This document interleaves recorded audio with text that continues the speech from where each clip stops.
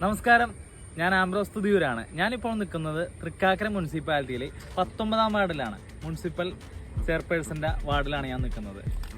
ഇതിൻ്റെ ഒരു പ്രത്യേകത ഞാൻ കാണിച്ചു തരാം.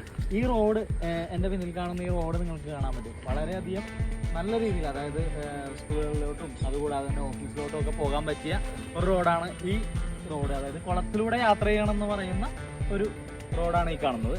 അതുകൂടാതെ തന്നെ ഈ റോഡിൻ്റെ ഒരു സൈഡിൽ ഈ വേസ്റ്റ് മാലിന്യം, അതായത് മഴക്കാല ശുചീകരണവുമായി മാലിന്യങ്ങൾ എടുത്തു മാറ്റുന്നു എന്നുള്ള മുനിസിപ്പൽ നിയമങ്ങളും അതായത് കൂടാതെ തന്നെ നമ്മുടെ ഭരണകൂടങ്ങളൊക്കെ ഉണ്ടെന്ന് പറഞ്ഞിട്ടും മുനിസിപ്പൽ ചെയർമാൻ്റെ വാർഡിൽ ഇത്തരം മാലിന്യങ്ങൾ കൂടിക്കിടക്കുന്നത് കാണുന്നുണ്ടാണെന്നറിയില്ല. വാർഡ് ഇലക്ഷൻ കഴിഞ്ഞോടുകൂടി വീട്ടിൽ തന്നെയാണെന്നുള്ളതാണ് ഒരു വിശ്വാസം.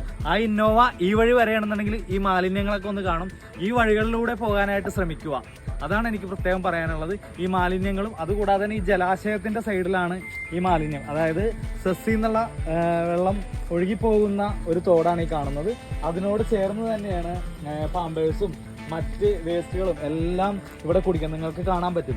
ഈ വേസ്റ്റുകൾ കാണുന്നുണ്ട്. പരാതികൾ പറഞ്ഞിട്ടും പരാതി പറയേണ്ട കാര്യമില്ല. ഒരു വാർഡിലെ വേസ്റ്റ് കിടന്നു കഴിഞ്ഞിട്ടുണ്ടെങ്കിൽ വാർഡിൻ്റെ കൗൺസിലറിൻ്റെ ഉത്തരവാദിത്വമാണ് മുനിസിപ്പലിലെ മാലിന്യങ്ങൾ മാറ്റുക എന്നുള്ളത്. കൗൺസിലറിൻ്റെ ഉത്തരവാദിത്വമാണ്. അതൊരു ചെയർപേഴ്സൺ ആയിരിക്കെ ചെയർപേഴ്സൻ്റെ പൂർണ്ണ ഉത്തരവാദിത്വമാണ് ചെയർപേഴ്സൻ്റെ വാർഡിൽ തന്നെ മാലിന്യം നീക്കുക എന്നുള്ളത്. അത് തികച്ചും മോശം സിറ്റുവേഷനിലാണ്. ഇപ്പം നിങ്ങൾക്ക് കാണാം, ചാടിയാണ് ആളുകൾ ഈ വഴിയിലൂടെ വരുന്നത്. വെള്ളത്തിൽ ചാടിയാണ് വന്നുകൊണ്ടിരിക്കുന്നത്. വിദ്യാർത്ഥികൾ പോകുന്നുണ്ട്. അതുകൂടാതെ തന്നെ ഒത്തിരി ആൾക്കാർ ഇതിലൂടെ യാത്ര ചെയ്യുന്നുണ്ട്. നിങ്ങളത് കണ്ട് മനസ്സിലാക്കുക. എന്താണ് നമുക്ക് ചെയ്യാൻ പറ്റുന്നത് എന്നുള്ളത് നിങ്ങൾ മനസ്സിലാക്കുക.